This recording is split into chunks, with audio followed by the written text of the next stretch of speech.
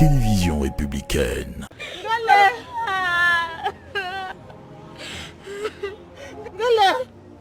Quel est ton problème? Qu'est-ce que tu veux au juste? Ce que je veux, c'est qu'on respecte les principes de cette maison. Et ces principes sont basés sur la morale. Ce qui est inacceptable, c'est ma condition actuelle de vie, Ngalé. Je n'ai pas de père, je n'ai non plus de mère. Et le seul enfant qui fondait encore mon espoir dans cette vie m'a quitté. Merci à tous et à chacun d'avoir honoré à cet événement. Mais si vous ne voulez pas de moi, alors je partirai.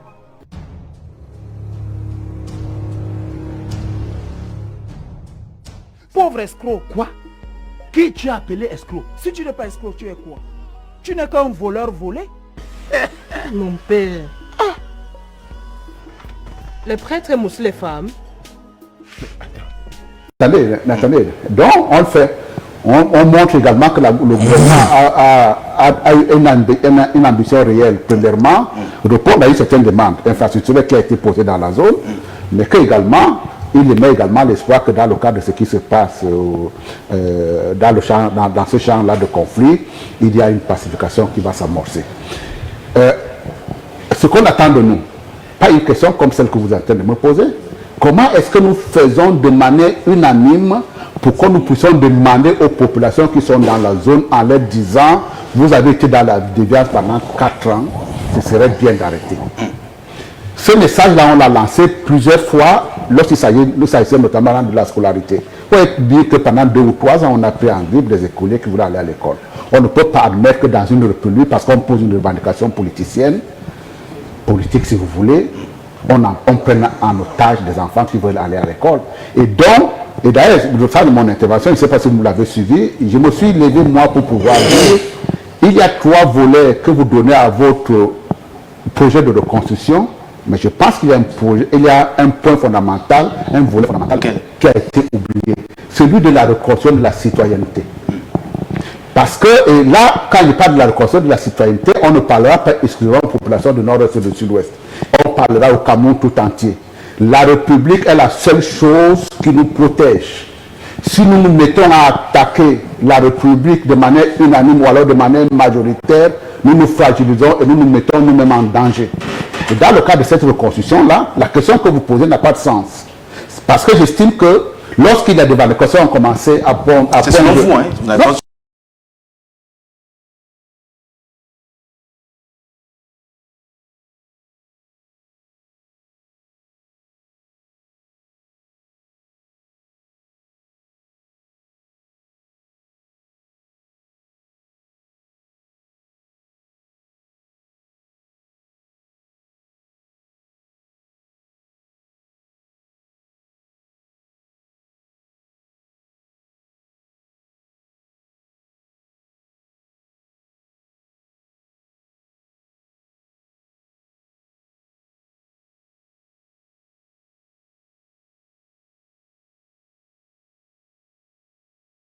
C'est le plus important. D'accord. Je voulais...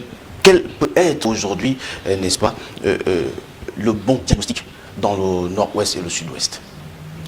Le bon diagnostic, à mon humble avis, sur la base des sondages, moi j'ai publié dans mon journal un sondage sur la question. Le bon diagnostic, c'est de reconnaître d'abord qu'il y a un problème anglophone au Cameroun. Ça, c'est le premier bon diagnostic. Le second, c'est d'écouter ce que les anglophones veulent. Parce que nous sommes assis sur des plateaux, on bavarde, on écrit, mais jamais, mais alors au grand jamais, nous n'avons prêté une oreille attentive aux attentes, aux besoins des anglophones. Donc, vous me posez la question du diagnostic. Eh oui, c'est ça. D'abord, reconnaître qu'il y a un problème anglophone, ensuite écouter les anglophones. Lorsqu'on l'aura fait, on comprendra que le problème n'est pas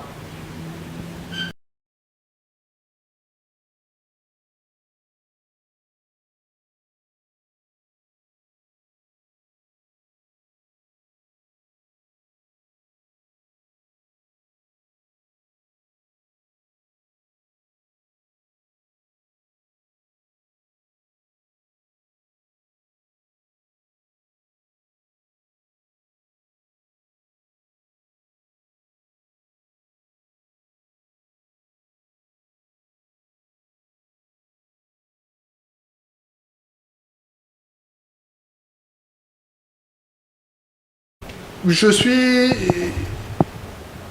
un peu surpris de voir qu'on parle de reconstruction. Mais on n'a jamais accepté qu'il y a eu d'abord destruction, qu'il y a d'abord eu guerre. L'État du Cameroun refuse d'admettre qu'il y a une guerre de sécession. Pourtant, c'est vrai. Et ce n'est pas une faute. Ce n'est pas... les États-Unis ont connu une guerre de sécession. Et ça a enlevé. Qui financent, ces ennemis qui financent le Cameroun. Et ensemble, essayer de voir. Mais je dois quand même dire qu'il y a beaucoup d'infrastructures détruites. C'est le cas de le dire. On ne peut pas laisser que si la guerre perdure, il y a quand même un certain nombre d'engagements qu'il faut tenir. Mais l'idéal, mais pour être plus efficace, essayons d'abord de pacifier la zone. D'accord. Honorable, la première composante de ce plan est la reconstruction, justement avec une enveloppe de 136 milliards de francs CFA. Ce montant est-il suffisant dans un premier temps? Et ensuite, hein, peut-on réussir cette reconstruction? On peut réussir cette reconstruction si nous revenons à la reconstruction de la civilisation dont je vous parlais tout à l'heure, parce que j'ai été plus blessé par les paroles qui ont été dites tout à l'heure par le président. Nous ne sommes pas connivants quand il y a une déviance républicaine. Tout à l'heure, là, quand vous avez posé la question pour savoir quel était l'état de santé de cette éducation, il a réussi par vous considérer bonnement que ça pourrait aller mieux. Ça pourrait aller mieux, ça veut dire qu'elle reconnaît également là aussi qu'il y a des choses qui marchent pas comme dans votre communication. La société, elle est ainsi faite. J'ai même tendance à dire, heureusement, que souvent, il y a des débats qui nous amènent à la réalité de la condition humaine pour pouvoir, après réflexion, voir comment est-ce qu'on fait pour sortir de la balle. Mais il y en aura toujours. Nos frères et sœurs de l'extrême nord nous ont ramenés à cette réalité-là. Pourquoi est-ce qu'on doit faire un plan de reconstruction de 1800 milliards focalisé uniquement sur le nord-ouest alors qu'eux-mêmes ils sont colonisateur? Pourquoi, alors que moi j'ai été depuis 1960 et que je n'ai pas la possibilité de retourner chez moi aujourd'hui, on peut penser que je n'ai pas une revendication formulée. Nous devons avoir à cœur pour pouvoir dire, et revenir également à votre retournelle, est-ce que c'est possible? Oui, je considère que l'État aujourd'hui a eu des moyens d'évaluation à maturer un certain nombre de projets dans la vie.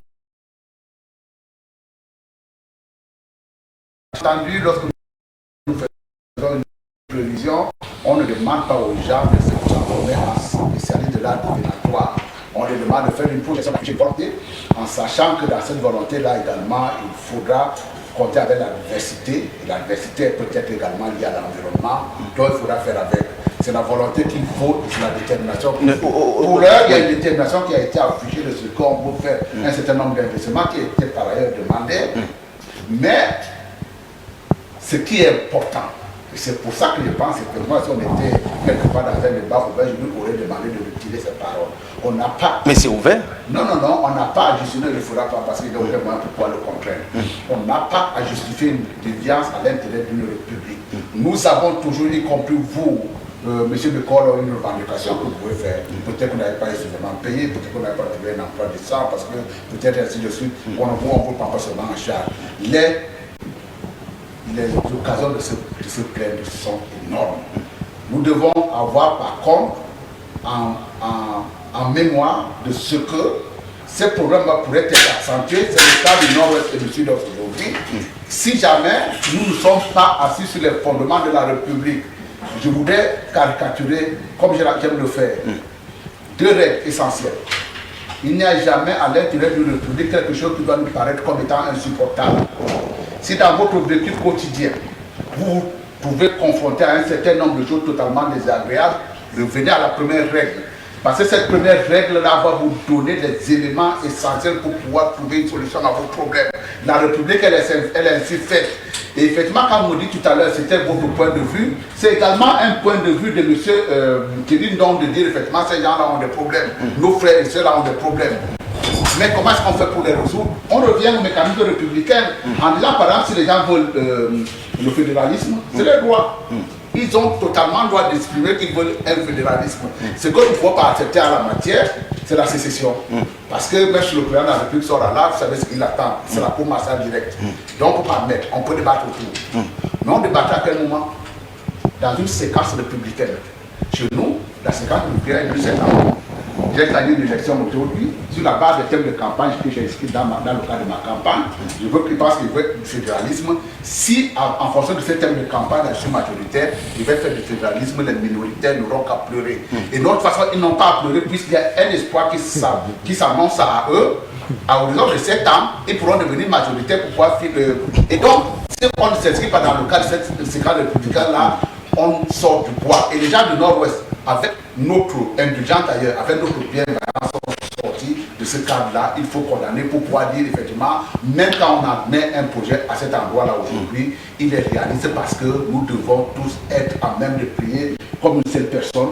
Il faut que ce conflit puisse s'arrêter. Une fois que le conflit est arrêté, tout sera possible. D'accord. Thierry, est-ce qu'on peut rester justement à Yaoundé et puis écrire sans toutefois véritablement aller sur le terrain, comprendre, n'est-ce pas, les problèmes de nos frères anglophones?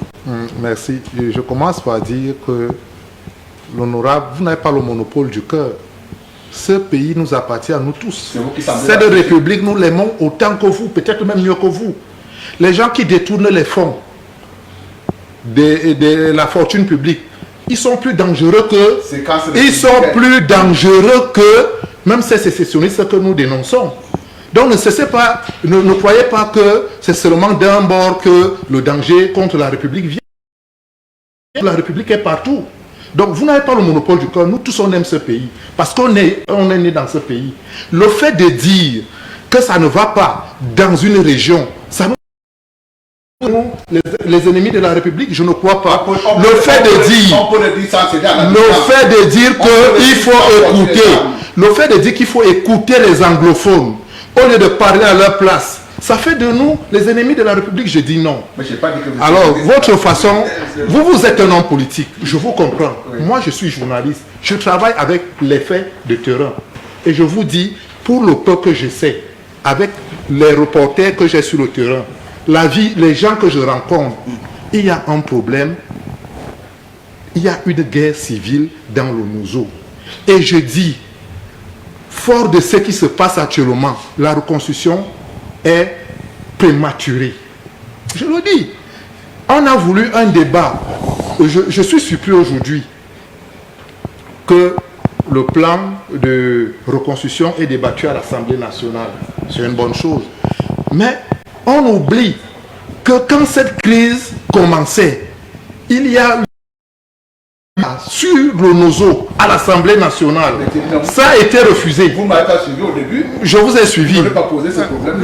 Monsieur le député, vous parlez à votre public. Je parle aussi au mien. Oui, je ne le fais pas. Nous sommes assez graves. Je vous dis donc ceci. Aujourd'hui, le plan est présenté aux députés, mais on oublie que hier, quand on évitait même d'arriver à la reconstruction, il y a eu une demande de débat à l'Assemblée sur la question du Nozo. Ça a été refusé. Ça a été refusé. Et donc on est dans une situation des gens qui sont aujourd'hui en difficulté, ils sont coincés et du fait de leurs errements du passé, et ils viennent nous tenir un discours qui est, j'allais dire, complètement aérien. Aérien, votre discours. Ici. Bon, vous aurez la parole. Ici, la deuxième composante de ce plan concerne le développement des infrastructures avec un montant de 1587 milliards de francs CFA. Là également, les choses ne seront pas faciles. D'abord, permettez-moi d'éviter le débat, le problème Tsérindong dans ce plateau. Il n'y aura pas de problème Tsérindong dans ce plateau. Je réitère que nous qui gérons au quotidien, dans le cadre professionnel, dans le cadre de nos frères et sœurs, qui sont les déplacés internes, en les écoutant, je découvre qu'ils ont les mêmes problèmes que nous. Il y a problème camerounais. On a problème camerounais, problème de gouvernance. On a problème camerounais savez, quand on dit qu'un anglophone n'a jamais été président de la République du Cameroun, si cela est un problème, je peux apparaître ici et dire que dans ce pays, je suis un Manguissa. Il n'y a aucun Manguissa au gouvernement. Je ne sais pas quel est le nom de ce problème. Je dirais qu'ils ont créé des conditions pour qu'il ne soit jamais président de la République. Je ne sais pas. Vous savez, là vous êtes dans le domaine politique. Je ne peux pas dire ça. En fait, moi je refuse qu'on dise aux Camerounais qu'il y a un problème anglophone. Hier, j'étais en train de consommer en jouissance avec des frères anglophones. Ça ne nous concerne pas. Instrumentalisation, soit de la religion, soit par cette caisse de résonance anglophone, francophone. Nous qui sommes journalistes, on devrait justement, c'est pour ça que j'ai parlé du plan de reconstruction, sur le plan des modalités éthiques, des modalités mentales. Refusons de dire au monde entier qu'il y a un problème anglophone. Quel est le problème anglophone? Mais frères, pourquoi ils ont un statut particulier? Non, attendez. Quand pourquoi ils ont un pourquoi ils ont un statut particulier? Je croyais que j'avais la parole. Non, vous avez la parole. Quand vous allez à l'extrême nord, vous trouverez des mercenaires à qui on attribue le nom Boko Haram. C'est-à-dire l'école occidentale est un péché. Ça ne nous concerne pas. Quand vous allez en République centrafricaine, on dit des noms de Seleka, Anti, Baraka, etc. Et on dit que les chrétiens et les musulmans se détestent. Ça ne les concerne pas. Avec l'introduction de la Russie pour le grand renseignement en République centrafricaine, tout le monde découvre qu'il n'y a pas un problème de chrétiens ou problème des musulmans. Quand vous allez maintenant, s'il fallait parler de problèmes anglophones au Cameroun, qui n'existent pas encore, il faut aller dans des États où il y a véritablement lieu de sécession. Si vous allez en Espagne, vous trouverez que l'État de... Enfin, la région de Catalogne, la province de Catalogne, dit que non, nous on veut être un État comme Pays Basque. Pays Basque, Pays Basque, que nos frères sont en France, nous sommes ici. Nous voulons être un État. Et ça, c'est des problèmes historiques connus de tout le monde. Au Cameroun, vous fabriquez un problème. Je n'ai pas dit que nos frères et sœurs du nord-ouest et du sud-ouest, ils sont babélékés, ils sont sawa, Je n'ai pas dit qu'ils sont sans difficulté existentielle, sans problème politique. Non, je ne l'ai pas dit. Mais que nos journalistes, nos communicateurs, nos politiques enseignent au peuple camerounais que le Cameroun est agressé. Pourquoi vous avez peur de le dire? On va vous arrêter les intérêts occidentaux. Le Cameroun est agressé comme la Libye a été agressée à partir d'une petite région qu'on appelait Benghazi. Et quand il y a eu cette agression, les forces internes qui font donc l'hypocrisie et tout ça là, reçoivent les masses d'argent, reçoivent les armes sophistiquées, et le pays agressé, il suffit que M. Bia utilise les mauvaises méthodes, vous allez entendre non, il y a eu ceci, et l'intervention des Nations Unies. Mais là, on est resté dans une posture. Le peuple n'a pas cédé à la transformation des rebelles en insurgés, etc. Donc le peuple n'a pas légitimé les idées. Attendez bien, il faut bien que le peuple...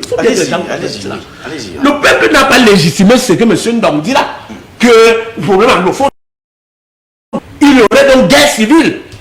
Ce qui se passe maintenant, c'est que il faut que ça prenne du temps pour que le peuple légitime la guerre imposée de l'extérieur. Et dès que le peuple a légitimé, ça devient facile pour que les interventions étrangères arrivent. Pour qu'on dise que, oh, bien tiré sur son propre peuple. C'est de ça que ça l'est. Et donc, on n'est pas encore arrivé à la guerre civile. Bon, maintenant, le plan de reconstruction, en termes chiffrés, c'est le bénéfice de la guerre. Pour qu'un sanctuaire apparaisse, il faut qu'un sanctuaire disparaisse. Donc, l'argent, c'est là où je peux être d'accord avec Céline Dion.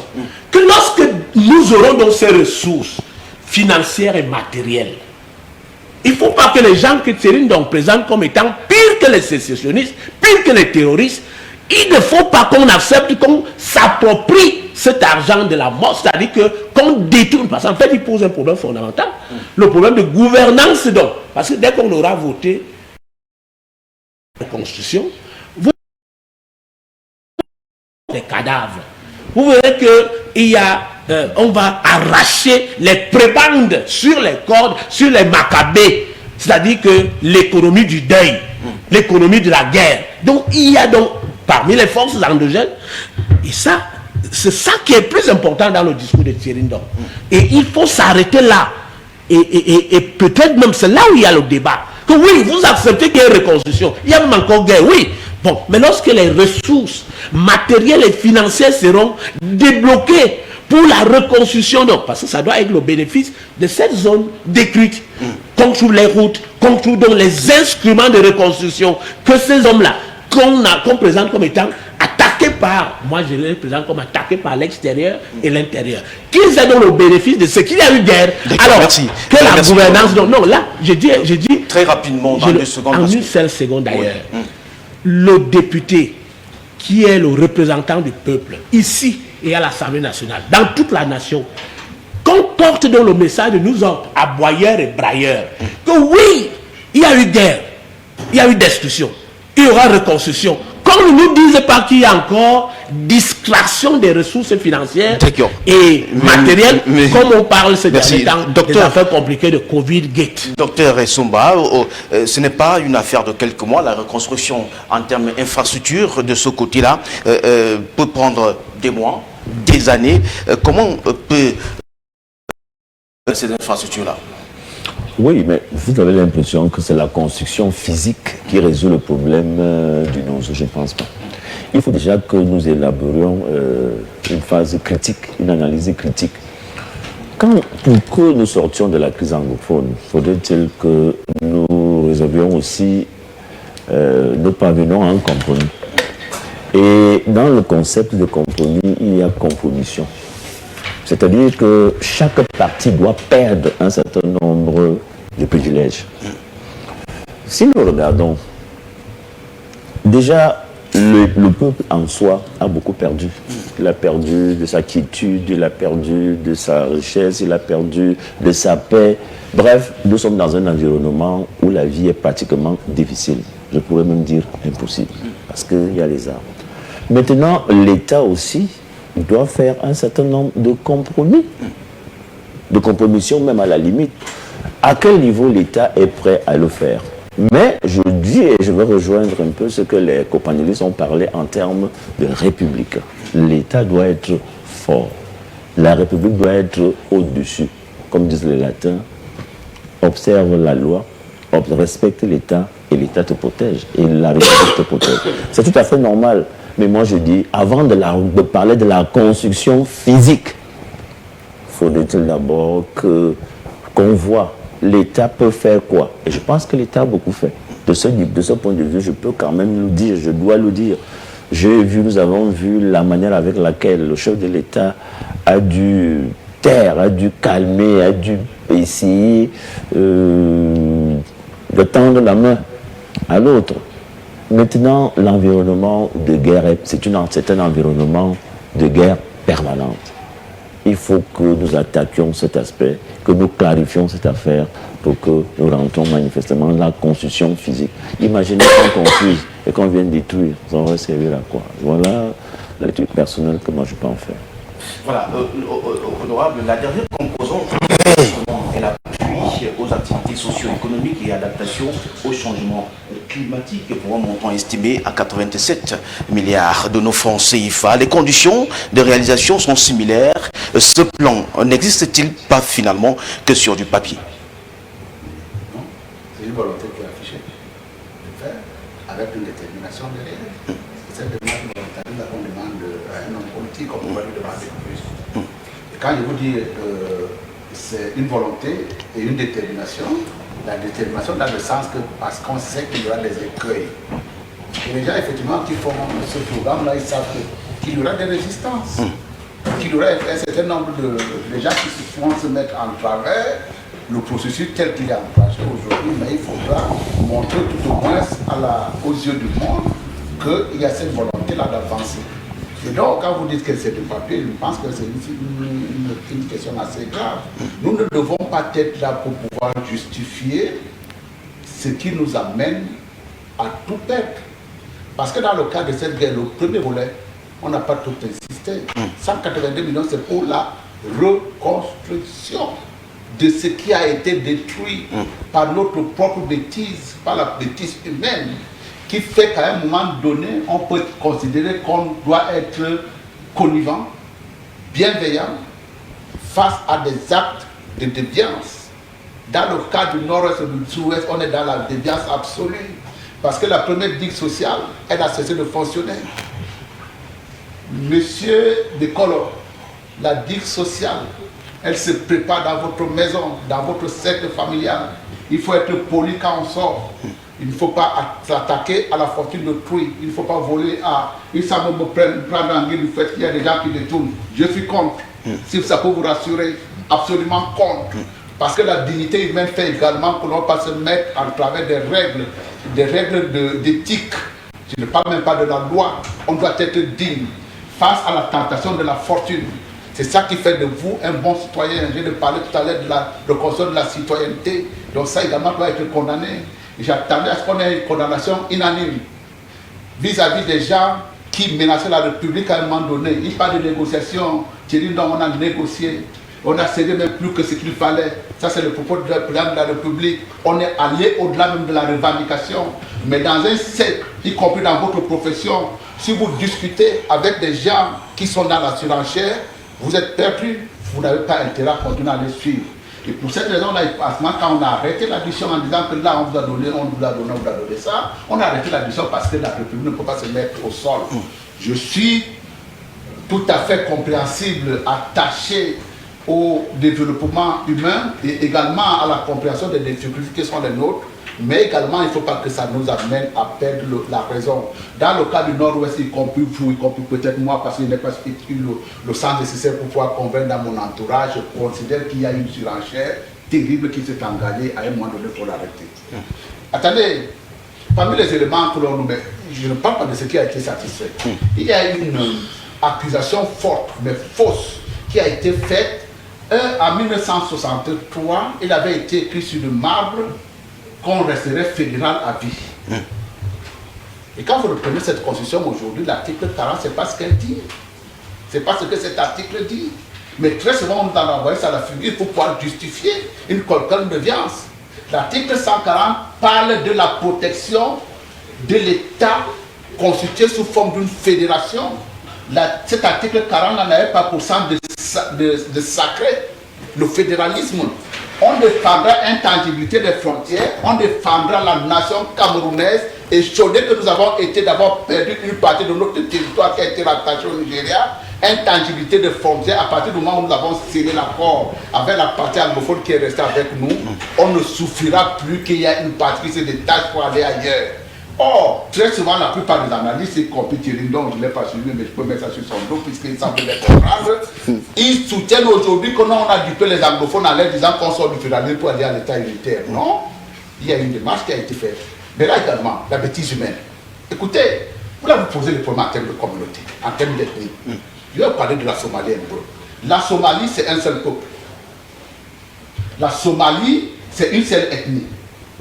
C'est une seule langue.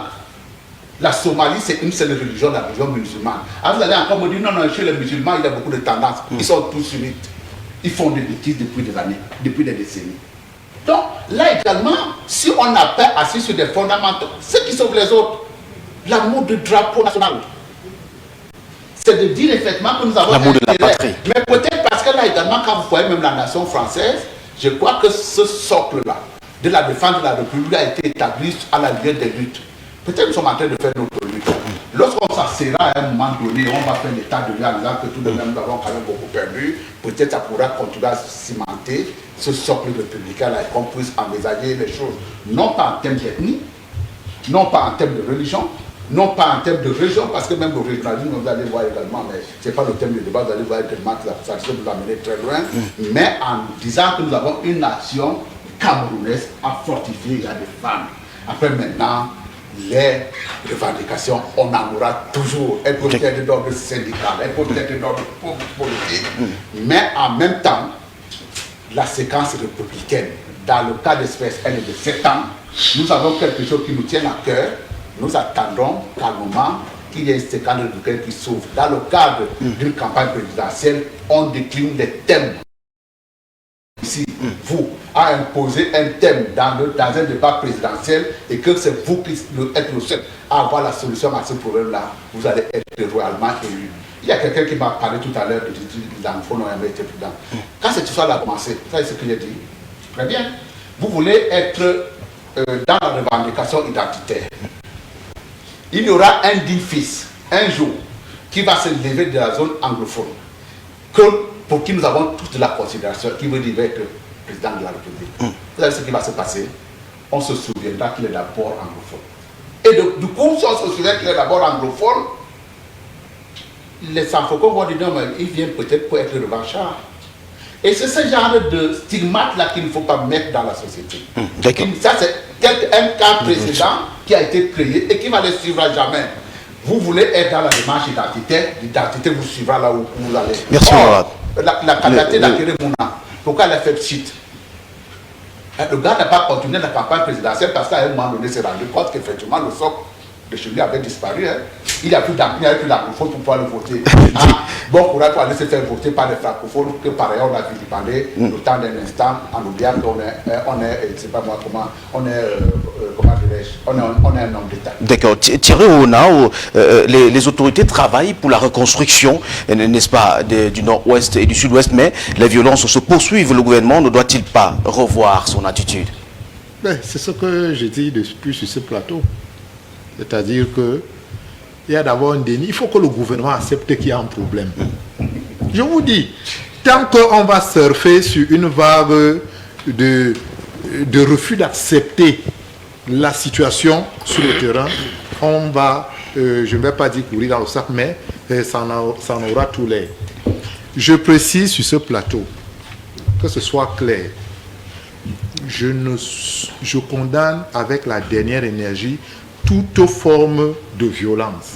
Je suis contre les violences qui se déroulent au Nozo. Je condamne.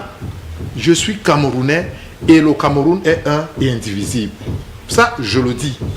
Je reconnais également sur ce plateau que M. Biya, le président de la République, c'est un homme de paix et qu'il a un tempérament qui permet même d'avoir ce qu'on a aujourd'hui comme acquis en matière de paix. Mais je dis aussi, quand j'ai fini de préciser ça, je dis que pour résoudre cette guerre, cette crise, cessons de réfléchir et de penser à la place des concernés. Donnons aux concernés la parole, qu'ils disent exactement ce qui ne va pas et comment ils voient la situation. C'est ça le problème de fond. Voilà le plan de reconstruction qu'on fait, qu'on présente à l'Assemblée. Mais il faut aller questionner le plan sur l'accueil. On me dira, le ministre Tazon a fait le tour du Nozo. On me dira... C'est toi qui es communicateur, tu dois préparer l'accueil.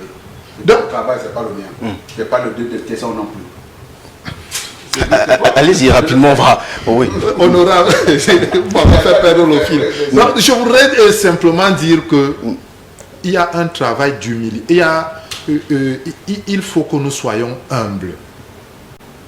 La République est forte. Elle ne doit pas être à terre. Mais à un moment donné, la République peut descendre de son piédestal sans lâcher. Elle peut descendre de son piédestal et écouter. Il y a eu un dialogue, un grand dialogue à Yaoundé, mais on a bien vu que ça a été un monologue. Moi, j'ai assisté au grand dialogue. Nos frères du Nozo sont venus avec un agenda. Globalement, ils sont contre la sécession, mais ils veulent qu'on retouche, qu'on fasse le fédéralisme. C'était ça leur agenda. On ne les a pas écoutés.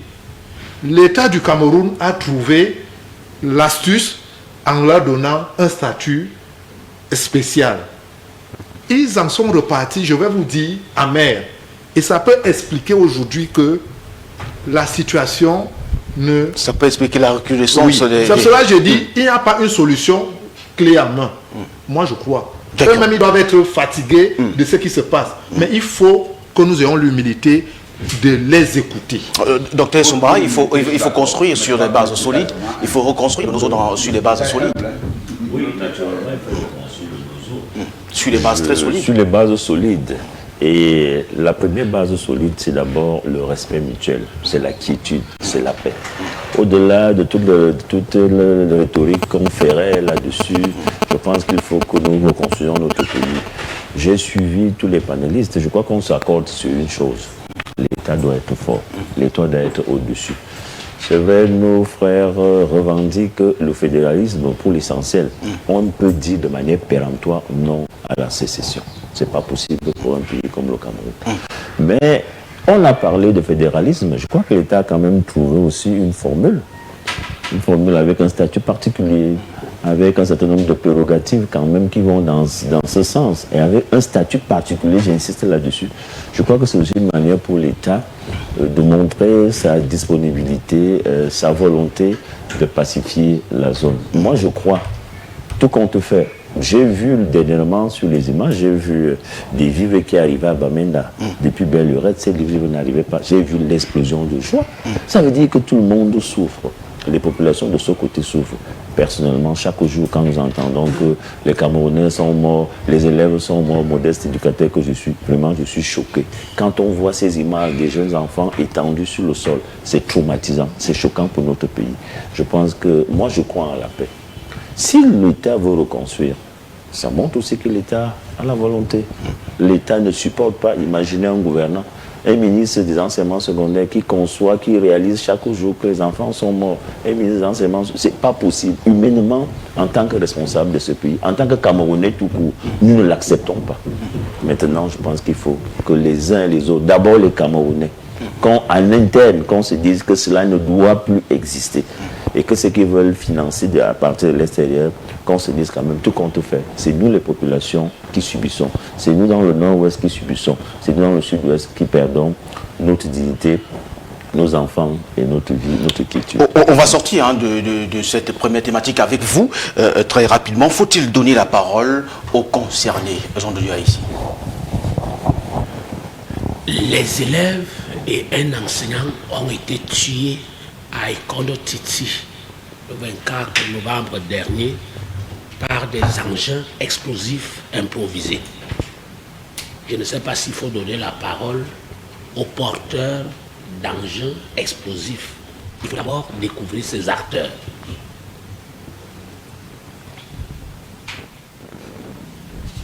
Vous voyez que je vous impose, pas une minute, mais quelques secondes de silence. Le silence d'indignation. Le silence devant le refus de la vie, la destruction de la vie, la destruction de l'école. Tout ce qu'on peut souhaiter, au-delà des discours que nous prononçons, au-delà des débats, des paroles que vous voulez donner à certaines personnes.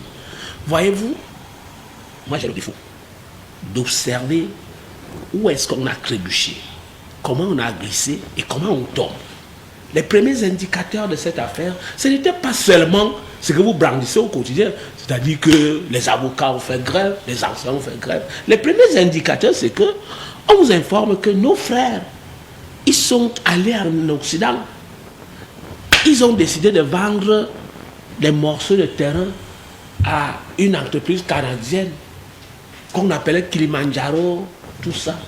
Ces frères-là, ils sont en prison, c'est ça?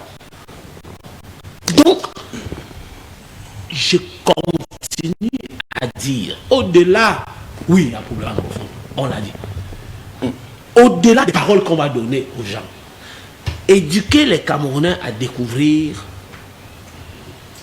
que les Chinois, par exemple, au matin, chantent la République, défendent la République, souhaitent qu'un Chinois qui tombe, que son sang puisse fertiliser la République.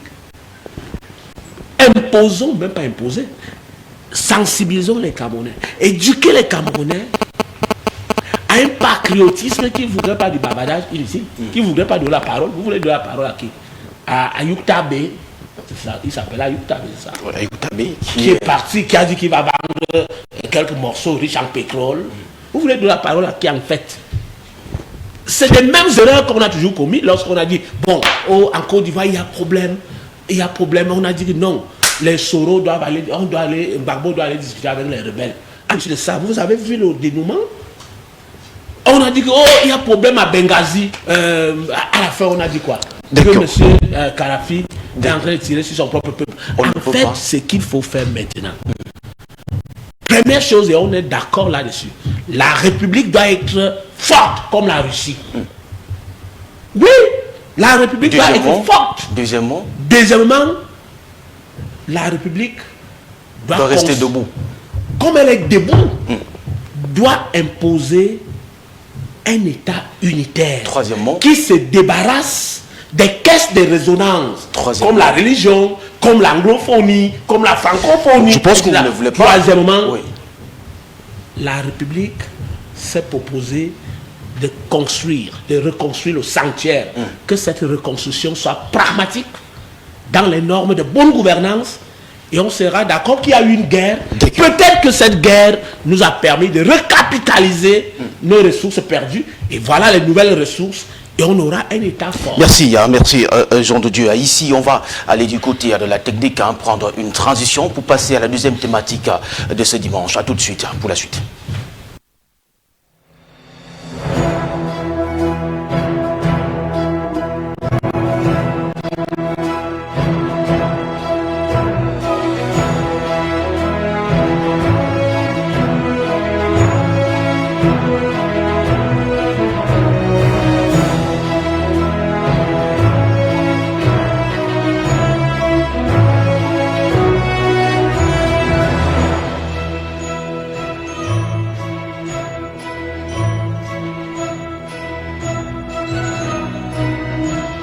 Retour dans ce studio, le grand débat se poursuit avec la deuxième thématique de ce dimanche. Le gouvernement ambitionne de mettre à nouveau un tour de vis sur les dépenses de fonctionnement au cours de l'année 2022. En effet, selon le ministre Paul Motazé, sous la contrainte d'un objectif de déficit de 2% du PIB, le niveau des dépenses totales de l'État hors service de la dette sera, n'est-ce pas, ramené à 15,3% du PIB en 2022 contre 15,6% du PIB en 2021, soit une économie budgétaire de 0,1% en 2022 par rapport à 2021 et correspondant à un montant d'environ 79,6 milliards de nos francs CFA.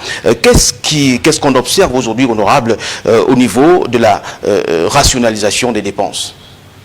Cette rationalisation s'impose, mais ce n'est pas une nouveauté. Là, tout simplement, parce que la crise faisant, ayant traversé à la fois, étant sur le coup de 2 heures, qui ont été et ont traversé plus ou moins également dans de meilleures conditions la crise du Covid.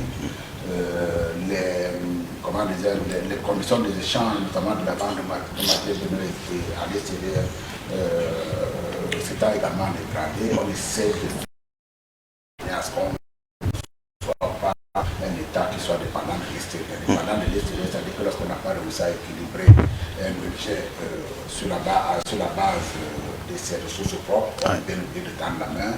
On peut tendre la main aujourd'hui avec le mouvement de la bourse de valeur de Douala. L'épargne nationale, mais également très souvent fait pour l'épargne extérieure.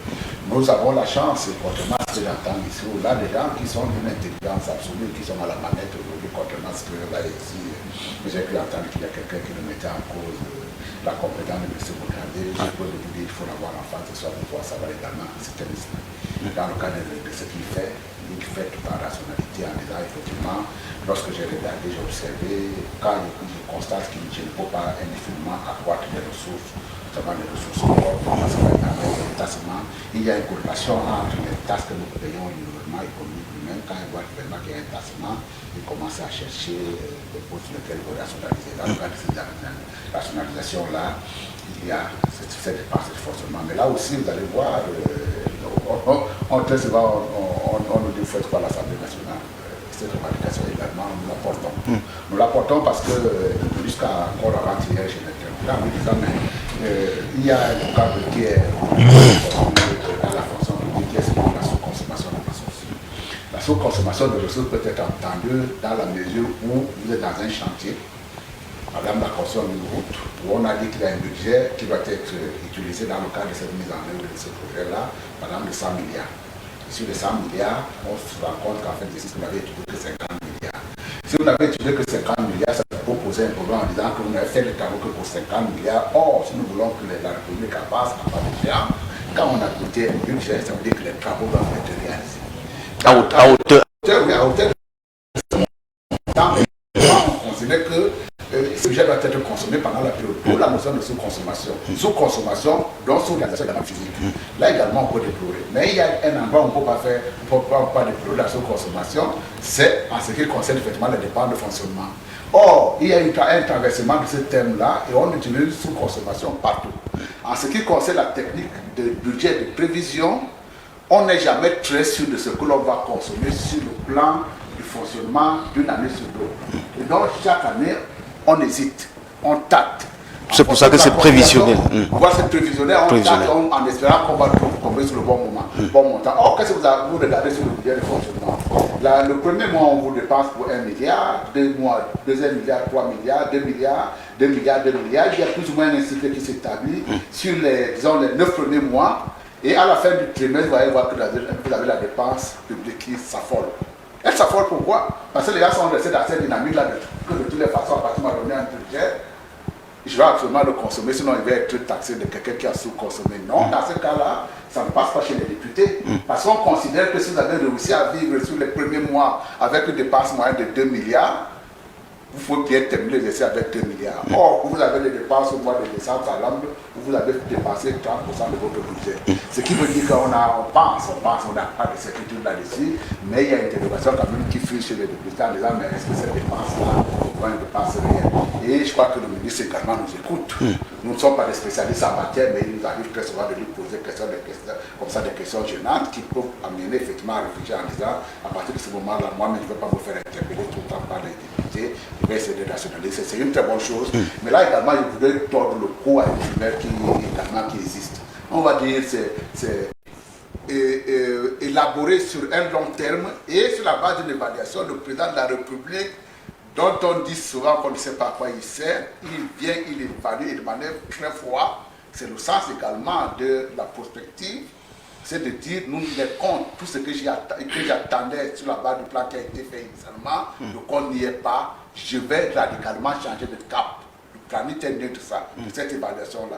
Mais là également, une fois qu'on a fini avec le quand on a fait l'évaluation de SE, on a dit qu'on passait au SND 30. Et parmi les éléments de SND 30, il y a également ce truc-là d'importe institution qui doit être mis en œuvre, sur lequel il voulait peut-être m'apaisantir, mais là également sur lequel nous avons un certain nombre d'interrogations en disant est-ce que le gouvernement, dans ce cas de sa volonté, met nécessairement les moyens, parce qu'il y a quelque chose que je rappelais encore tout récemment. Vous savez, la main invisible d'Adam Smith, dans le cas d'un marché, cette main-là, elle est très puissante. C'est-à-dire qu'un opérateur économique ira toujours là où se décide la meilleure opportunité. Et c'est cette main invisible-là qui va vous faire l'adéquation, qui va par exemple vous déterminer le prix optimum pour lequel les échanges doivent se faire. Or, vous voyez que cette main invisible aujourd'hui nous pousse vers des sources d'approvisionnement pour lesquelles l'entrepreneur du moment pense qu'il va gagner beaucoup d'argent. Très souvent, on a tendance à aller acheter à l'extérieur, non pas parce qu'on déteste le Cameroun, mais parce que cette main invisible nous envoie là-bas. Or, pour pouvoir se mettre en travers de cette main invisible, il faut avoir une politique forte. Donc, quand on parle par exemple d'impôt substitution, il faut que l'État mette des gros moyens là-dessus pour qu'on ne continue pas à perdre nos devises. J'avais envie de dire quelque chose sur ce qu'il a dit tout à l'heure sur la monnaie, en 2 minutes. Vous aimez 2 minutes, hein, honorable. Je ne même pas 30 secondes. Il va me demander beaucoup. Attendez, on peut être un brillant économiste, mais être également nationaliste. Je vais vous donner un exemple. Tchédjan Piomi était brillant économiste, reconnu par Maurice Saleh, c'est le prix Nobel français d'économie, mais il n'en reste pas moins que c'est un nationaliste. Dans le cadre de son histoire de monnaie, servitude et liberté, c'était un altermondialiste de la première heure. oui, effectivement, il proclame les institutions financières.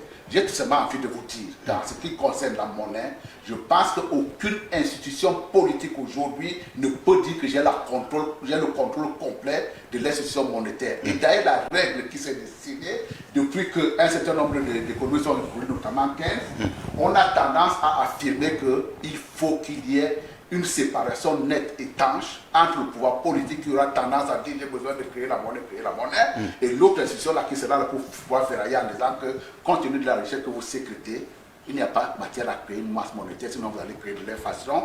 Or, l'inflation. Vous sortez par là. Hein? L'inflation lui-même est nuisible au développement économique parce qu'il met en danger les entrepreneurs. Il n'y a pas un mal, il n'y a pas un mal à avoir un compte d'opération de service. D'accord, allons-y.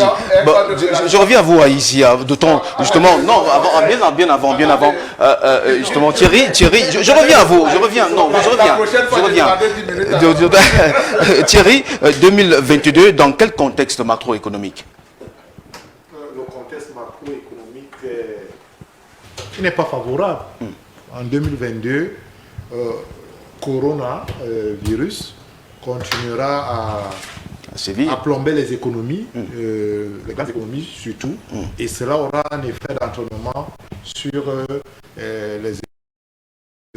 Et je peux vous assurer, là on est à la 5e vague, et les pays se referment. Je vous prends un cas simple, le Maroc par exemple a décidé il y a 2 jours de fermer ses frontières avec la France. Ça n'a l'air de rien, mais quand vous regardez le trafic qu'il y a par jour entre les échanges entre le Maroc, les enjeux économiques sont énormes. Donc cela aura, ça ne doit pas être facile, il faut déjà le dire. Et puis, ça aura un impact sur la consommation. Vous voyez très bien que cette année, du fait de Corona, le panier de la ménagère a maigri parce qu'il y a surenchère des biens de consommation. Et donc, on risque de continuer à surfer sur la même vague en 2022. Voilà le contexte macroéconomique dans lequel ce budget sera exécuté. Je voudrais dire une chose sur la dette intérieure. Et effectivement, les chiffres sur la dette intérieure du Cameroun, quand on la somme globalement, ça va chercher dans les 800 milliards de francs CFA que l'État du Cameroun doit aux différents opérateurs économiques du côté dans le triangle national. Oui, national. Et je crois que l'État lui-même, discours, il est conscient qu'en payant cette dette intérieure, ça permet à la consommation de redémarrer, et donc à l'économie locale de vivre. Mais en même temps, nous sommes dans une réalité où l'État est sur plusieurs fronts. Et je crois que l'honorable ne va pas me démentir sur ça. On a des urgences partout. Sur le plan sécuritaire, il y a des urgences. Il y a la CAN qui est là. Il y a les fonctionnaires qui doivent avoir leur argent. Et la couverture santé universelle, donc, par exemple. Il n'y a que des urgences et les ressources sont limitées. C'est pour cela que le cas, par exemple, de la guerre sur le Nozo a un impact très important sur les recettes de l'État. En même temps, l'État a des charges qui ne baissent pas, mais les ressources, donc l'argent qui permet de financer ces baisses, parce que ce nombre se déroule sur la frontière entre le Cameroun et le Nigeria, en sachant que le Nigeria était devenu pratiquement le premier partenaire économique du Cameroun. Vous voyez donc le manque à gagner lorsque l'activité économique est plombée à la frontière avec ce grand pays. Dès que Jean de Dieu est ici, je vous donne la parole maintenant, sans question. Monsieur Sérindon Ouna a mangé mes biscuits. Je voulais répondre précisément à la question qui a été posée à l'honorable, qui a été abordée par l'honorable, mais de manière, lui il a abordé le problème sur le plan de l'élite. Parce que nous on parle pour Monsieur tout le monde. Oui, pour monsieur tout le monde. Nous on parle normalement. Mais dès que vous entrez dans le couloir universitaire, dans le couloir de l'élite, nous ne vous comprenons pas. Et vous me permettrez de dire à l'honorable député que lorsque nous sortions d'ici, c'est qu'ils m'ont enseigné à lyrique. Ce n'est pas ça. Il faut laisser à nos pays. Non, c'est la même chose. Il faut laisser. Attendez, honorable. C'est comme vous nous avez enseigné. Donner les leviers de souveraineté à nos pays. Et vous avez cette responsabilité.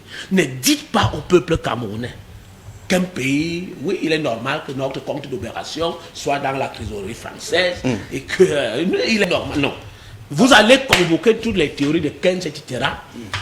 Vous êtes d'accord avec moi, peut-être hors antenne, que vous et moi, nous devons être d'accord que le peuple camerounais, les peuples africains, les 14 pays qui ont été des anciennes colonies, ne doivent pas continuer à souffrir l'esclavagisme économique. Vous et moi, on est d'accord, peut-être hors antenne.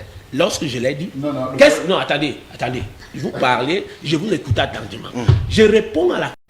Il a examiné avec pertinence pour que la croissance économique soit observée par le peuple du pays.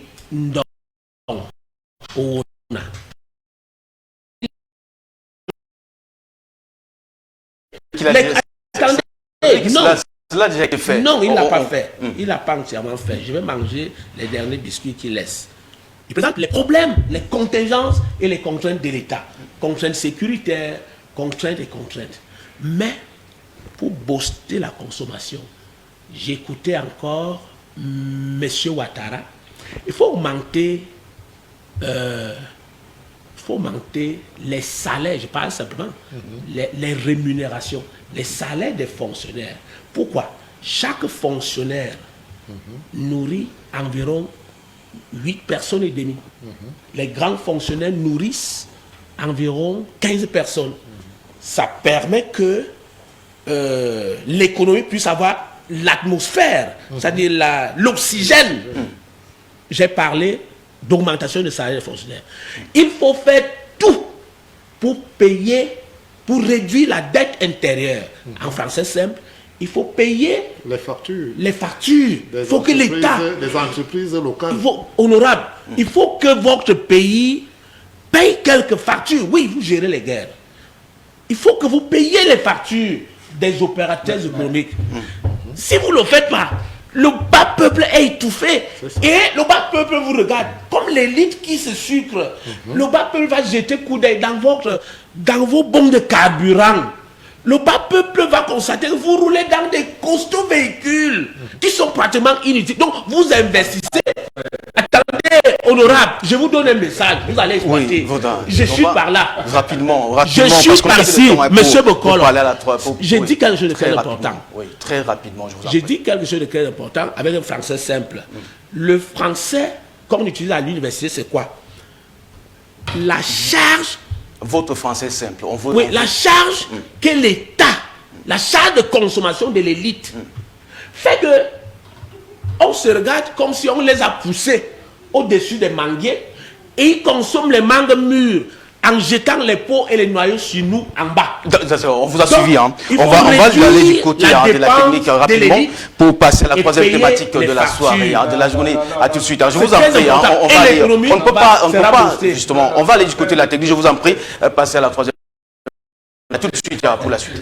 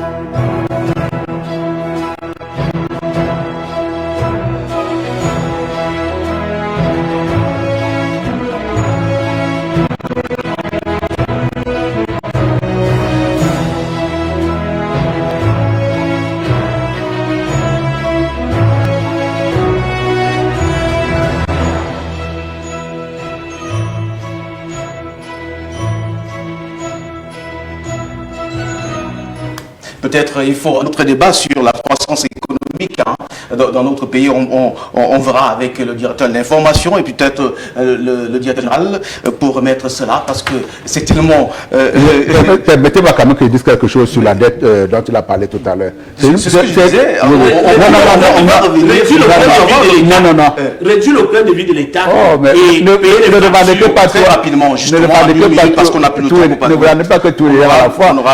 Si vous réduisez le train de vie de l'État, ça veut dire qu'il y a également un pouvoir d'achat que vous avez minoré. L'État est un agent économique. Si vous voulez booster également sur la base de la consommation, vous avez besoin d'augmenter non seulement les salaires, le train de vie de l'État, mais vous avez également la revendication que vous devez porter, c'est de lui dire qu'il faut qu'il ait des moyens pour qu'il achète encore plus. Sur le problème également de la dette, c'est une préoccupation d'ordre gouvernemental où on pense effectivement qu'il faut payer quand on a consommé. Mais là également, c'est une préoccupation pour nous. Et l'une des questions qui a été posée hier en commission, c'était de dire, mais expliquez-nous, monsieur le ministre des Finances, que nous ayons des budgets équilibrés, certainement en utilisant cette variable d'ajustement-là qui est l'emprunt. Mais on ne comprend pas qu'au sortir d'une année où le budget a été équilibré, il est arrivé même des années où on a eu plus de recettes qu'il en faut et on a consommé moins. Vous ne pouvez pas nous expliquer que la dette continue à s'alourdir. Donc, dans le cadre de la communication... Attendez... non, mais dans le cadre de la communication, j'essaie des informations que je donne. Dans le cadre de la communication que vous faites au niveau de la représentation nationale, nous voulons avoir pour les prochaines échéances le stock de dettes qui existe, les efforts de paiement qui ont été faits et le stock de reste, pour que nous ayons un meilleur contrôle là-dessus. Et pourquoi on puisse se prononcer, notamment quand vous dites que vous voulez emprunter de l'argent. Donc c'est une préoccupation, c'est justement ce que je voulais souligner. Merci. Excellence. La prochaine Coupe d'Afrique des Nations de football se tiendra du 9 janvier au 6 février 2022 au Cameroun, à moins de 2 mois du démarrage de cette compétition. La Confédération africaine de football a mis la pression aux autorités camerounaises en révélant l'état de certains stades qui abriteront le tournoi, notamment le stade d'Olembe. Le président de la République, son Excellence Paul Biya, a dépêché le secrétaire général à la présidence de la République, Ferdinand Ngongo, au Caire, en Égypte, non seulement pour participer à l'Assemblée générale, mais d'échanger avec les autorités, les hautes autorités de la Confédération africaine de football, ce qui a été fait. Est-ce que les chantiers inquiètent-ils encore Jean de Dieu ici? Je suis en train de vouloir d'abord admirer, apprécier à juste titre et respecter ce qui a été donné comme infrastructure sportive. Il faut reconnaître ce qui est bien fait avant d'aller chercher les manquements s'il y en a. Et vous voyez, lorsque nous quittons de ce pays, on va à l'extérieur. C'est là qu'on découvre, non, on a aussi quand même un pays, on a un grand pays. Bon, je ne fais pas la communication gouvernementale. Non, mais tu as le droit de dire qu'on a un grand pays parce que la tendance à l'autoflagellation, pour moins de cœur. Bon, à ce niveau-là, je serais d'accord, mais l'honorable député et moi serons vraiment d'accord. L'étranger Patrice Motsepe a dit que le péché du Cameroun, c'est de vouloir faire mieux que toutes les coupes d'Afrique des nations précédentes. Et que le Cameroun est prêt à 99%. Mais vous aurez la malchance de suivre certains Camerounais vous dire que non. On a vendu le sac de ciment à 16 000. On a surfacturé les camions de ceci. En vérité, et je crois qu'ils ont raison aussi d'exagérer dans la revendication. Mais moi, humblement, avec ces compréhensions méthodiques, M. Ferdinand Ngongo et M. Mouele Kombi sont allés au Caire. Au retour, on retient que le président de la Confédération africaine de football a dit merci à tous, rendez-vous au Cameroun en janvier prochain. Donc, à l'État, je réitère ce que j'avais dit ici la fois antérieure. Il appartient au régime de Yaoundé, au régime de l'honorable député, d'assainir... C'est votre régime. Notre régime, je suis d'accord. D'assainir les fausses passions à la Fédération camerounaise de football.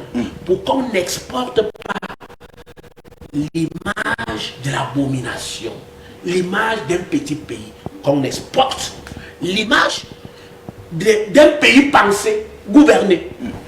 Assainir toutes les histoires trop compliquées de la Fédération camerounaise de football. On attend le consensus. 2. Dans la gestion de l'organisation de cette Coupe d'Afrique des Nations. Et j'ai rejoint Thierry Ndong. Qu'on ne raconte plus les histoires compliquées de 1972 pour que les gens rendent gorge. Qu'on soit un grand pays qui va accueillir avec succès, avec des victoires organisationnelles, victoires idéologiques, victoires touristiques et une grande victoire. Et donc, je crois que par cette sortie, en un mot comme en mille, les Camerounais qui considèrent ce pays, il m'a donné, l'honorable député a reconnu en moi un nationalisme et un patriotisme inébranlable. Je pense que le Cameroun exportera une image qui fera la fierté de nous autres d'il y a d'être Camerounais. Docteur Souma, le rendez-vous est donc pris au Cameroun, mais est-ce qu'on peut comprendre et expliquer la pression de la Confédération africaine de football? Oui, au-delà de la pression, je serais tenté de dire, ouf, quel soulagement, quelle montée d'adrénaline, quel stress, il n'y avait pas de jour que les médias camerounais internationaux relançaient le débat, le Cameroun n'est pas prêt, etc. On peut le dire, on peut constater qu'il y avait là-dedans beaucoup d'intox, beaucoup de discours allant dans le sens de donner l'image d'un Cameroun qui n'est pas debout. Au contraire, je crois que c'est une démonstration de grandeur nature. De par les stades, et au jour d'aujourd'hui, nous sommes très fiers. Tout est prêt et je pense que le Cameroun va abriter l'une des plus grandes, sinon la plus grande CAN de l'histoire africaine. Avec 24 équipes, hein, avec 24 équipes, je pense que tout est fait prêt pour notre pays. Thierry, non, est-ce qu'on peut comprendre aujourd'hui ce que cherchait véritablement la Confédération africaine de football sur la tête du Cameroun? C'était les poux ou alors c'était autre chose? Écoutez, le football, c'est la mafia. Et le Cameroun a été otage de la mafia footballistique. Non seulement camerounaise, la mafia footballistique camerounaise, mais également la mafia footballistique au niveau de la CAF et de la FIFA. C'est ça. Parce que vous ne pouvez pas expliquer qu'au sein de la CAF, le secrétaire général de la CAF, mercredi, envoie un courrier incendiaire menaçant de retirer la cérémonie d'ouverture au stade de Lembe, disant que rien n'est prêt. Et le lendemain ou 2 jours après, le président de la CAF, le patron, cette fois-là, lui dit le Cameroun est prêt à 99%. La même institution a 2 discours opposés en l'espace de 24 heures. Parce que Ahmad est passé par là. Moi je dis, n'oublions jamais que le football c'est la mafia. Et c'est cela, ça nous ramène au débat sur la République qui doit être forte. Là, moi je prends l'honorable Homo. Les gens nous regardent. Nous avons un devoir d'exemplarité. Nos petits citoyens qui ne comprennent pas cette République, qui n'arrivent pas à frapper du poing sur la table pour dire la récréation est terminée à la FECAFOU. Mais ce petit peuple-là, vous lui dites l'État est fort et il doit être fort au Mozo. Il y a comme une contradiction. L'État doit être fort et il doit être fort partout. Et le cas de la FECAFOOT nous interpelle et interpelle l'État. Pour ce qui concerne la question du débat, les infrastructures, lorsque vous m'aviez invité à cette émission vendredi, j'ai pris la peine d'aller au stade de Lembe. Et j'ai visité ce stade-là. J'ai vu les griefs supposés que monsieur le secrétaire général de la CAF avait mis au goût du jour. J'ai visité les chantiers et je peux vous dire, pour le peu que j'ai regardé, sans être un technicien des travaux publics, je peux vous dire que le stade de Lembe est prêt. Le 9 février, match d'ouverture au stade de Lembe.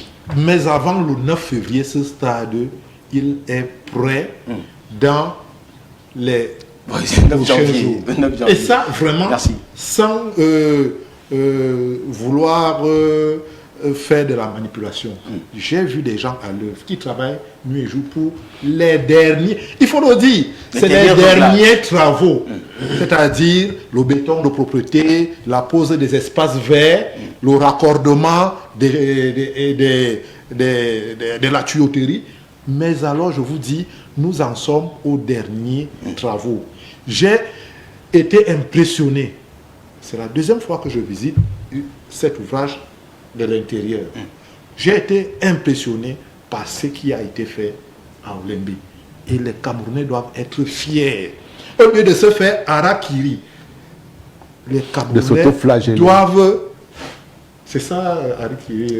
Non, Harakiri, il y a l'épée qui est dans l'air. Ouais. L'autoflagellation, c'est une autre forme. En tout cas, oui. Nous devons être fiers de nos infrastructures. Elles sont prêtes, quasi prêtes. Nous ne ferons pas comme le Brésil qui organisait la cérémonie d'ouverture, mais les travaux se poursuivaient. Donc, ce sont, et je finis en disant, nous, les journalistes sportifs doivent redevenir sérieux dans ce pays.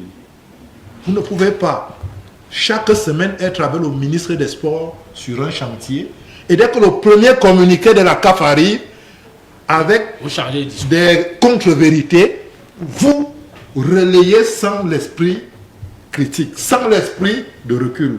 Et du patriotisme, il faut aussi le mentionner. Bon, parce que si je dis patriotisme, ils vont dire que j'en demande déjà trop. Mais ce qu'on attend d'un journaliste sportif, c'est de dire ce communiqué est subjectif sur tel point, sur tel point, sur tel point, parce que je reviens d'Olympique comme moi je reviens d'Olympique.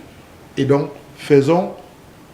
défendons notre pays par rapport à cette mafia de la CAF, cette mafia de la FIFA et j'en passe.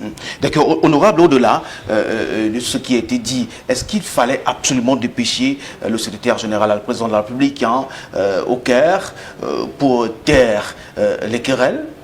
Oui, s'il n'avait pas fait, vous aurez pu me dire, non, il aurait dû faire ça. Cette fois-ci qu'il a fait, vous dites, est-ce que c'était vraiment nécessaire? Il a estimé qu'il fallait y aller, il y est allé, j'ai aucun problème par rapport à cela.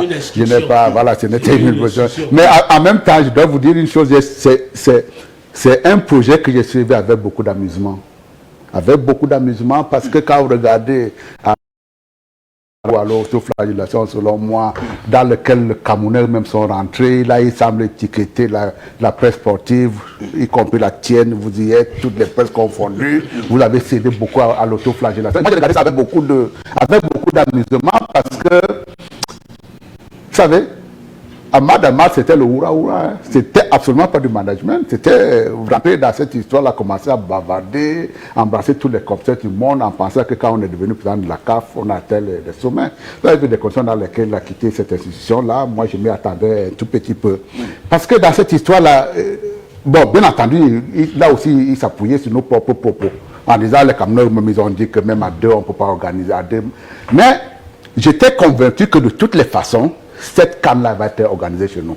Parce que même la CAF n'était pas sur un bon cheval. Lorsque vous signez un contrat avec quelqu'un en disant que vous allez organiser une CAF à 2 personnes et que vous revenez le lendemain sans l'avoir consulté, il y a un changement substantiel du contrat qui doit être négocié. Et pour rien au monde, je ne voyais absolument pas pourquoi on voulait l'enlever parce qu'eux-mêmes, ils étaient en situation d'être poursuivis par l'État camerounais. Mais là également, vous avez vu que le Cameroun a voulu faire en sorte qu'à partir du moment où il a pris cet engagement-là, il le suivra et on ne peut pas lui lancer un défi de ce qu'il ne peut pas organiser une CAN ou organiser une CAN. Ça, c'était la première pause. La deuxième pause également, continuons dans l'autoflagellation. Je peux vous dire, à l'extérieur, on vous regarde avec un œil totalement différent. C'est la première fois dans l'histoire des compétitions qu'on n'a pas respecté un délai et qu'on a pensé qu'on pouvait donner une petite marche que nous avons baptisée chez nous glissement. Pourquoi? Parce que le Cameroun, c'est un pays de référence. Pourquoi? Parce que notre président également de la République, c'est une référence. Il y a des choses que l'on ne peut pas faire sans se poser mille et une questions en disant qu'est-ce qui peut me tomber sur la figure après. Et vous avez vu, il a été consulté. Et là également, on a fait le grand écart en disant qu'on peut attendre. continuez avec votre autoflagellation. Après, on va se rendre compte qu'au sortir du mois de janvier ou de février, au soir du 6 on aura quand même organisé une très belle canne.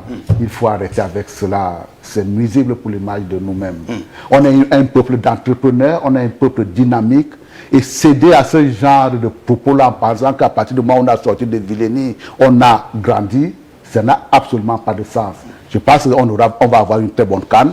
D'ailleurs, j'ai commencé à chercher là où on vend les billets. Si Thierry donc c'est là où on les vend, il faut qu'il me donne l'endroit parce que je voudrais en acheter en masse. Cette canne-là, je veux la vivre. On la vivra. Après, maintenant, il y a des problèmes annexes qui sont soulevés, le coût de construction des stades. Chaque chose a son temps. S'il y a un dérapage à la matière, on demande à gauche. Mais on ne va pas gâcher la fête pour un sac de ciment qu'on a acheté. Effectivement, si on a surfacturé, on demande des comptes pourquoi ça a été surfacturé. Mais là encore, vous savez, on fait des comparaisons qui sont totalement abjectes. Il y a des stades qui ont coûté plus cher ailleurs. Et quand on vous dit par exemple que celui de Japoma est l'un des 10 meilleurs stades au monde, vous pouvez comprendre l'effort que le Camerounais a fait. Non, il ne faut pas dire qu'effectivement que notre péché mignon, c'est d'avoir cherché à faire plus que le reste. Ça, c'est dans l'esprit du Camerounais, de faire en sorte qu'on peut, quand on prépare une fête, il faut que les gens... Voilà, bien, j'ai bien compris. J'en viens ici. Pour qui se prennent quelques responsables de la Confédération africaine de football? Ben, Thierry a répondu brillamment. Peut-être que je vais compléter s'il y a eu quelques brèches oubliées. La fédération, en fait, la FIFA.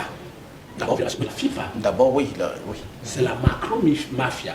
Mais ce n'est toujours pas une mafia négative. Quand on dit mafia, il ne faut pas jeter ça dans... c'est la grande... Tu fais fort là. Oui. Il y a une mafia bienfaisante. Oui, bien sûr. Ce n'est pas la violence qu'il faut condamner. Mais il faut condamner la violence qui ruine. Parce qu'il y a une violence qui restaure.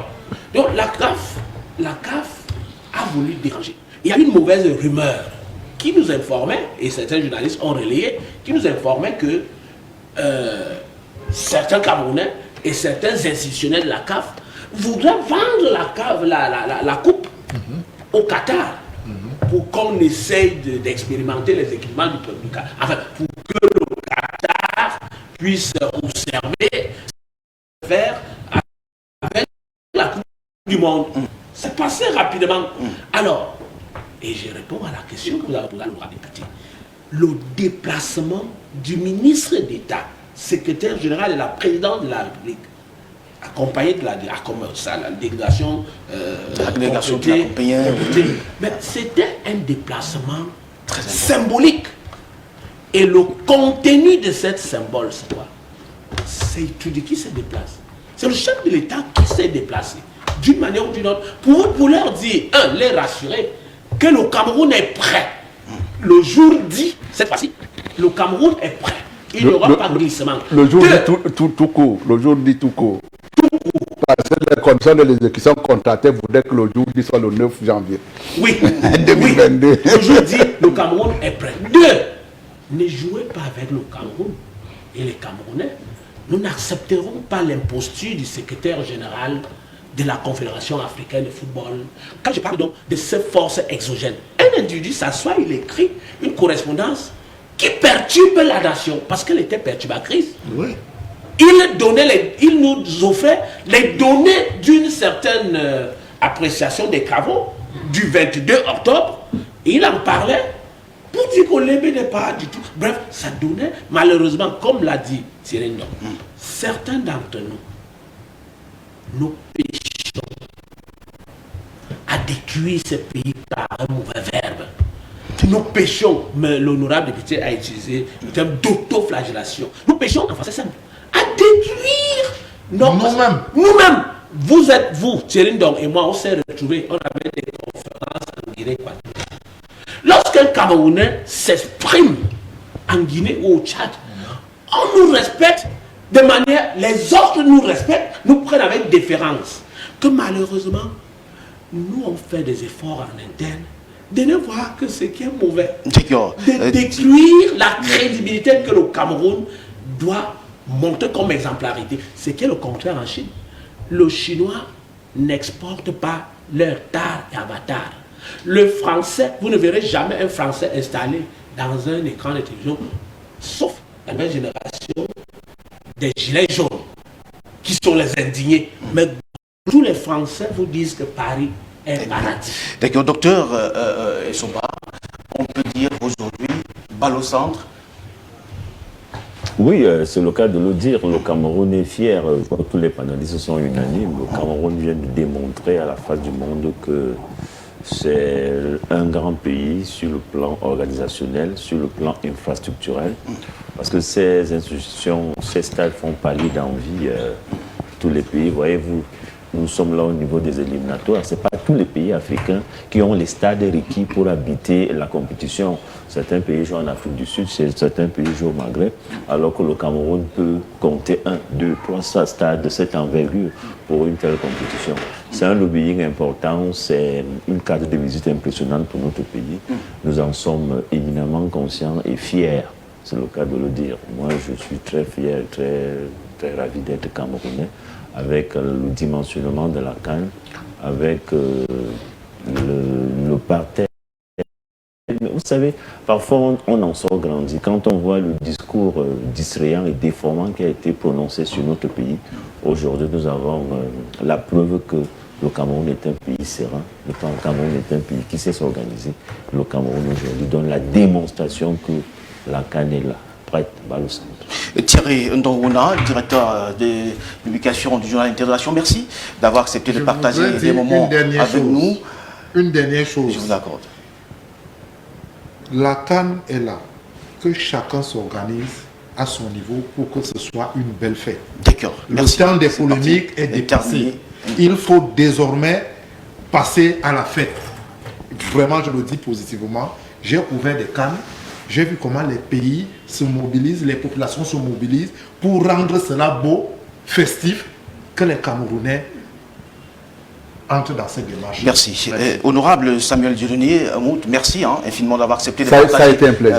Ces moments avec nous. Même si vous ne m'avez pas accordé mes 2 minutes. Prochainement, je vous promets. Et puis, on ne se dit pas au revoir, Jean de Dieu ici, on se dit à tout moment, parce que c'est déjà votre maison, n'est-ce pas? Et puis, docteur... Je voulais quand même dire qu'au-delà de tout, vous avez vu qu'on a joué la même balle, avec des touches différentes, et vous constatez que on quitte, on se débarrasse même de la tour de journalistes, de communicateurs que nous sommes, pour dire que ce pays, honorable député, donnez-nous encore un grand pays. Merci. Dr. Essomba, merci, bien de choses à vos élèves. On va dire merci au top management de Camille Lévion, au directeur général, au directeur de l'information, au rédacteur en chef. Merci à toute l'équipe technique mobilisée pour la réussite de cette émission. Merci à vous, chers téléspectateurs, d'avoir encore été de nôtres aujourd'hui. Le rendez-vous est pour dimanche prochain à la même heure. S'il plaît à Dieu, bien sûr. Restez en compagnie des programmes de Cam 10 Télévision qui se poursuivent. Excellente journée à toutes et à tous. Au revoir.